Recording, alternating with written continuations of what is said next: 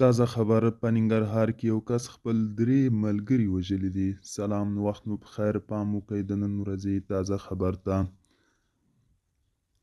په ننګرهار کې یو کس خپل 3 ملګري یوې میلمستیا ته بللي او بیا یې د زهرو په ورکولو سره وژلي.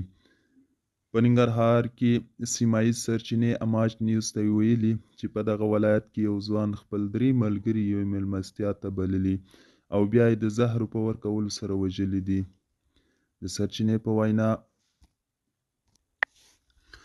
متهم خپل 3 ملګري په خوراک کې د زهر اچولو سره مسموم کړي او دغه 3 واړه روغتون ته له رسولو وروسته مړه شوي دي.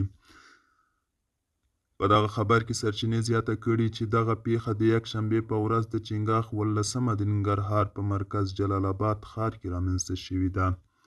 د وژل شویو کسانو د هویت په اړه څه نه دي ویل شوي. د ننګرهار امنیتي چارواکو په دې اړه څه نه دي ویلي.